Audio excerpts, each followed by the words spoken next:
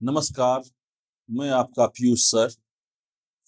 STET के 5 online video लाने के क्रम में पहला वीडियो हम आप लोगों के लिए लाइव होकर के लाए, लेकिन उसकी गुणवत्ता 4K होने के कारण बहुत सारे मोबाइल में आवाज़ पहले या फिर वीडियो बाद में इस प्रकार का जा रहा था और समझने में परेशानी हो रही थी। तो इसको ध्यान में रखते हुए हमने सोचा कि अब रिकॉर्ड करके ही आप लोगों को 5 वीडियो दिया जाए, क्योंकि एसटीईटी जो एग्ज़ाम है, वो एसटीईटी एग्ज़ाम अब महत्वपूर्ण है। कारण है कि इसका जो लिंक है वो टीआरई 4 से और टीआरई 5 से भी जुड़ा हुआ है। तो ऐसे में जो भी छात्र अभी तक एसटीईटी की परीक्षा पास ना कर पाए हैं, उनके लिए यह एसटीईटी डू और डाई है। टीआरई 4 और टीआरई 5 का तो आपको सिलेबस या कब कब आएगा एग्ज़ाम, इसकी घोषणा 5 तक की हो चुकी है, लेकिन एसटीईटी इसके बाद कब आएगी, इसकी घोषणा अभी तक नहीं की गई है और पता नहीं इसके बाद फिर एसटीईटी कब हो। इसको ध्यान में रखते हुए एसटीईटी का एग्ज़ाम बीपीएससी के शेड्यूल से भी ज़्यादा लेट चलता है, तो ज़्यादा एसटीईटी पे ही फ़ोकस करना है आप सभी को, जिन्होंने अभी तक एसटीईटी पास नहीं किया हो। कारण है कि एसटीईटी पास कर लेने के बाद आप निश्चिंत हो जाते हैं हर टीआरई में शामिल होने के लिए। तो आइए अब हम शुरुआत करते हैं आप लोगों को बिना समय गँवाए आप लोगों के एसटीईटी के सिलेबस जो 50 मार्क के महत्वपूर्ण हैं, जो सभी को पढ़ना आवश्यक है, उसके ऊपर हम पहला कक्षा तैयार कर देते हैं और उसके बाद 4 अन्य कक्षाएँ भी आप लोगों को देखने को मिलेंगी, तो 50 में जो आपको काफ़ी लाभकारी होगा, हितकारी होगा।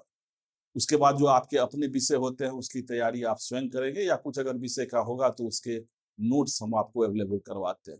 एसटीईटी की एग्ज़ामिनेशन 2-4 वर्षों में देखा गया है कि छात्रों को समय नहीं मिल पाता है, फलतः कोचिंग वाले भी इतने तेज़ी से उस सिलेबस को कवर नहीं कर पाएँगे, क्योंकि एक-एक चैप्टर जो है उसका महत्वपूर्ण होता है। तो जो महत्वपूर्ण तथ्य हैं बस उन्हीं को बताते हुए आगे निकलना पड़ता है।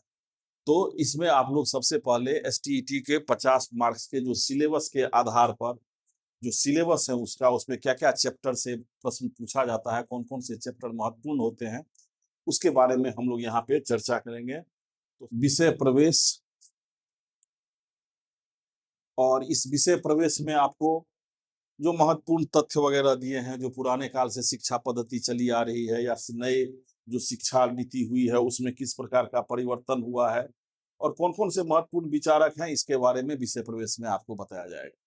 दूसरा जो चैप्टर है वो है शिक्षक का दायित्व, तीसरा है पढ़ाने का तरीका, चौथा है शिक्षक के गुण, पांचवा है शिक्षण प्रशिक्षण की आवश्यकता, छठा है व्यावसायिक शिक्षा, सातवां है विद्यालय में शिक्षण की प्रणाली, आठवां जो चैप्टर है विद्यालय में अशिक्षा के कारण, नौवां है विद्यालय में बच्चों को वर्ग में केंद्रित रखने के उपाय, 10वां है बच्चों की स्कूल छोड़ने के कारण, 11वां है बच्चों के गुणों का विकास करना, 12वां है बच्चों को दंड या सुधारने के उपाय, 13 है विभिन्न पृष्ठभूमि से आए बच्चों और प्रतिभाशाली और सृजनात्मक बच्चे, 14 है एनसीईआरटी राष्ट्रीय शिक्षण अनुसंधान, NCTE, SCERT, diet, BRC, CRC वगैरह, और 15 है मूल्यांकन। अगला जो है आपको सिलेबस में ही इसका वो है आपको सदृश्यता, रीजनिंग से संबंधित भी प्रश्न इसमें 50 नंबर में पूछे जाते हैं। वर्गीकरण है, श्रृंखला आधारित प्रश्न होंगे, आपको कोडिंग डिकोडिंग होगा, अंग्रेजी वर्णमाला के अनुसार शब्दों के क्रम होंगे, वर्ण व्यवस्था का प्रशिक्षण होगा, लुप्त पदों को भरना होगा, रक्त संबंध होगा, दिशा संबंधी परीक्षण होगा, घड़ी और कैलेंडर और अन्य सामान्य प्रश्न पूछे जाते हैं। देखिए, ये जो एसटीईटी का हमने आपको सिलेबस दिखाया, ये सिलेबस आपको कहीं नहीं दिखेगा और उसका मूल कारण ये है कि कभी भी एसटीईटी के साइट पर फॉर्म भरते समय भी, जैसे सीटेट का है, तो सीटेट वगैरह या बिहार टीईटी के में आपको कौन-कौन से चैप्टर पढ़ने हैं, उसकी विस्तृत व्याख्या, उसका विस्तृत नाम के साथ दिया गया है। लेकिन इसमें क्या है, अब जैसे कि भारतीय जो बीपीएससी का सिलेबस है, उसमें भूगोल के कौन-कौन से चैप्टर पढ़ने हैं, वो नहीं देता है। उसमें राज्य व्यवस्था के कौन-कौन से चैप्टर देने हैं वो नहीं देता है, वो सिर्फ लिख देगा भारतीय भूगोल।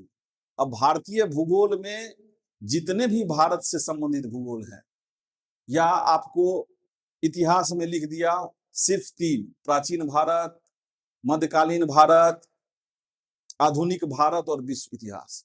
अब उसमें वो चैप्टर नहीं देगा। उसी प्रकार एसटीईटी में भी किसी भी जगह आपको एसटीईटी के अगर जगह आप देखेंगे तो आप यह देखेंगे कि कहीं भी एसटीईटी के चैप्टर का नाम नहीं दिया हुआ है। सिर्फ और सिर्फ आपको दिया रहता है कि 50 अंक का आपको सामान्य जागरूकता, सामान्य अध्ययन और शैक्षिक प्रश्न, और फिर 100 नंबर का आपके विषय से संबंधित प्रश्न। तो ऐसे में प्रश्नों की प्रकृति को देखते हुए और प्रश्नों के चीजों को समझते हुए कि किस चैप्टर से लिया गया है, कहाँ से यह प्रश्न आया है, उस आधार पर सिलेबस को डिकोड करते हुए हमने ये सिलेबस बताया। और आप देखेंगे कि इन सारे चैप्टर को पढ़ने के बाद आपके जितने भी एसटीईटी के, चाहे वो पुराने पूछे गए प्रश्न हो या नए आने वाले प्रश्न हो, इससे ही प्रश्न आपको ज्यादातर पूछे जाते हैं। वैसे इसके प्रश्न की प्रकृति हल्की होती है, इसलिए ज्यादा चिंता की बात नहीं है। अगर आप इनका अध्ययन कर लेते हैं तो आसानी से आप अच्छे नंबर ला सकते हैं। कम समय में ही 50 नंबर में आप अच्छा मार्क्स अपने आप को ला पाते हैं।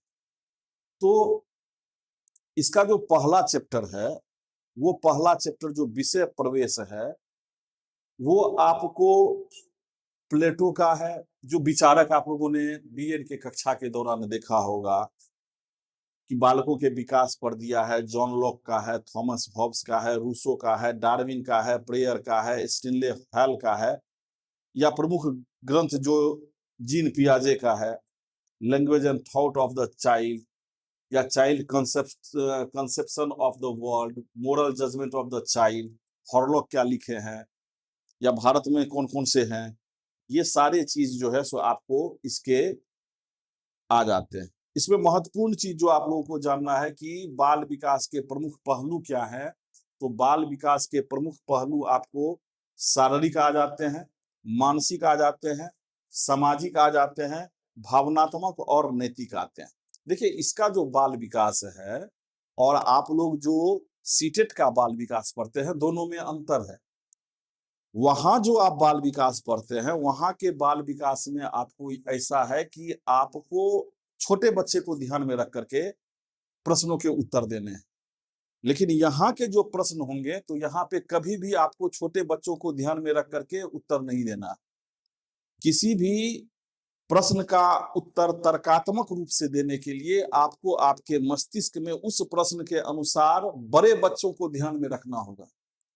बड़े बच्चों से तात्पर्य है नवमा, 10वां, 10+2 तक के बच्चे को ध्यान में रखना होगा। इसमें किशोरा अवस्था वाला जो बात है वो आपको ज्यादा होता है। तो ऐसे प्रश्न को बनाते समय हर हमेशा आप ग्रोइंग चाइल्ड, मतलब बढ़ते हुए बालक, जो कि आपको किशोरा अवस्था के बालक है, उसको ध्यान में रख करके जब आप एसटीईटी के प्रश्न को सॉल्व करेंगे तो आपको वो उत्तर सही दिखेगा। लेकिन अगर आपने सीटेट की तरह उस प्रश्न को बनाया जहां पे छोटे बच्चे को ध्यान में रख करके आपने बनाया, तो वहां पे आप प्रश्नों के उत्तर ऑप्शन में गलती कर सकते हैं।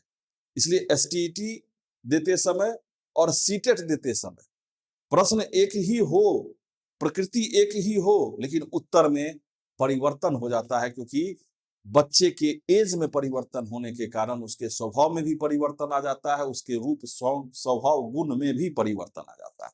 तो इसमें आप बाल विकास के जो प्रमुख पहलू देखेंगे, उसमें आपको शारीरिक है, मानसिक है, सामाजिक है, भावनात्मक है और नैतिक है। जहां शारीरिक में आप देखेंगे कि बढ़ते हुए बच्चे का जो उम्र है, उसका प्रभाव उसके शरीर पर क्या पड़ता है। उसी प्रकार आप देखेंगे कि 8वां से लेकर के 12वां तक के बच्चों के मानसिक में किस प्रकार का परिवर्तन होता है, और 8वां से लेकर के 9वां से लेकर के 12वां तक के बच्चे का सामाजिक क्या परिवर्तन होता है, भावनात्मक रूप से क्या होता है और नैतिक क्या है। देखिए, इस काल का जो बच्चा है, इस काल में आपको बच्चे जो है सो युवा अवस्था के प्रारंभिक दौर में होते हैं। इस काल के बच्चे में शारीरिक रूप से भी परिवर्तन होता है, चाहे वो लड़कियां हो या लड़के हो। लड़कों में जहां मूछ वगैरह सब आ जाती हैं, उसी प्रकार लड़कियां भी इसी काल में यौवन में प्रवेश करती है। तो आप देखेंगे कि उसमें शारीरिक परिवर्तन भी हो रहा है, संवेदनात्मक परिवर्तन भी हो रहा है, सामाजिक परिवर्तन इस काल में सबसे ज्यादा होता है, क्योंकि दोस्तों के प्रति आकर्षण और दोस्तों के कार्यों के प्रति उसका ध्यान ज्यादा होता है। तो इस काल में बच्चे पे ज्यादा, चाहे वो शिक्षक हो या माता पिता हो, इस काल के बच्चे पर ज्यादा ध्यान देने की आवश्यकता प्रत्येक मनोवैज्ञानिक बताते हैं।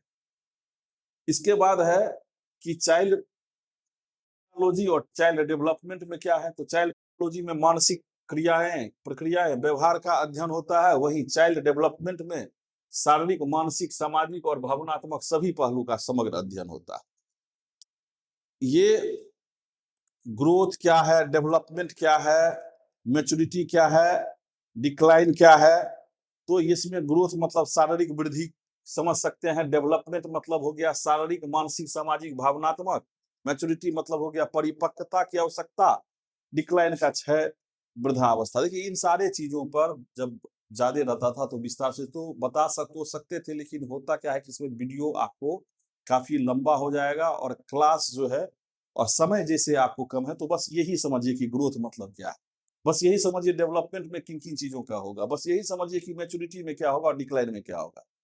समस्या में क्या है, तो प्रमुख समस्या है असामान्य बच्चे, बच्चों को अनुकूलन की समस्या है, मानसिक रोग और अपराध की प्रवृत्ति। ये तीन जो है सो बच्चों से संबंधित इस काल के जो पेडागोगिकल समस्या है वो आपको तीन है। पहले असामान्य बच्चे, दूसरा जो अनुकूलन, जो एडजस्टमेंट की समस्या बच्चों में है वो, और तीसरा मानसिक रोग या अपराध प्रवृत्ति भी इस काल में आपको ज्यादा देखी जाती है। तो शुरुआत जो है सो आपको शिक्षकों के दायित्व से किया जाए। शिक्षकों को दायित्व में जो मुख्य प्रश्न है, इसे हर साल आपको प्रश्न पूछे जाते हैं। तो आप देखेंगे कि शिक्षकों के क्या दायित्व हैं। तो शिक्षकों के दायित्व में आप जितने भी एसटीईटी 2011 से लेकर के अब तक के अगर एसटीईटी के 50 प्रश्नों का आप अवलोकन करेंगे तो देखेंगे कि शिक्षकों के दायित्व से संबंधित प्रश्न आपको होते हैं।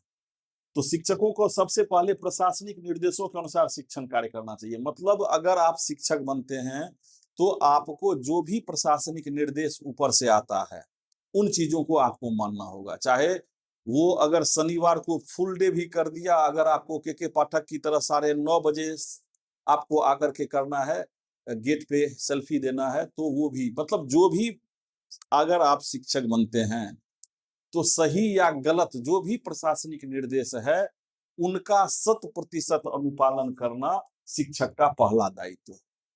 दूसरा है कि शिक्षक को जीवन में उच्च नैतिक विचार और उच्च आदर्श आचरण होना चाहिए। आपका आचरण न सिर्फ क्लास के दरमियान बल्कि समाज में भी आपकी प्रतिष्ठा बनी रहे, इसका भी विचार आपको करना चाहिए, क्योंकि ये शिक्षक का दायित्व है। ये किसी अन्य व्यवसाय या किसी अन्य पद से अलग है।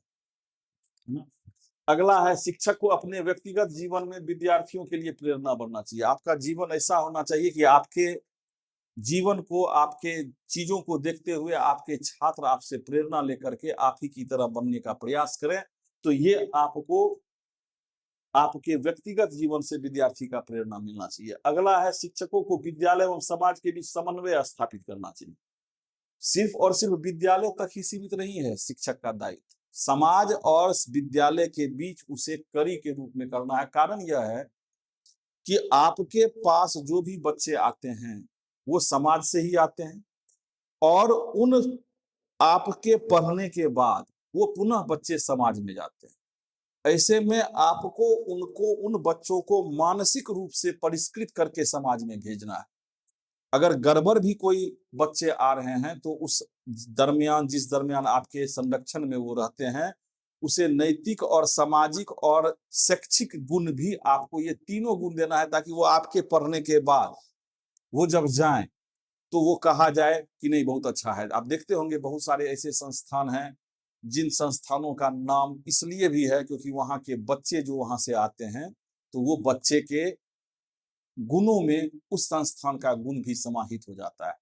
अगर आप साइंस कॉलेज के छात्रों को देखेंगे, अगर आप दिल्ली यूनिवर्सिटी के किसी महत्वपूर्ण कॉलेज जितने भी हैं उनके आने वाले छात्रों को देखेंगे, तो यहाँ के कॉलेज के छात्र की अपेक्षा उनमें परिवर्तन दिखेगा। गया बिहार से ही है, लेकिन उन कॉलेजों में, नवोदय में, नेतरहाट में पढ़ने वाले जो बच्चे आपके समाज में आएंगे तो आप उसमें परिवर्तन अपने गांव के बच्चे की अपेक्षा देखेंगे। अब गांव में ही पढ़ने वाला था, लेकिन नवोदय पास कर गया, नेतरहाट पास कर गया, लेकिन वहां से जब आया तो बच्चों में परिवर्तन देखते हैं। तो इसका मतलब क्या है कि बच्चे में शिक्षक ने न सिर्फ शैक्षिक रूप से, बल्कि उसके सामाजिक, उसके नैतिक, उनके मनोवैज्ञानिक आचरण को भी परिवर्तन करने का प्रयास किया, जिसके कारण वो समाज में अच्छे रूप से बच्चे जा सके।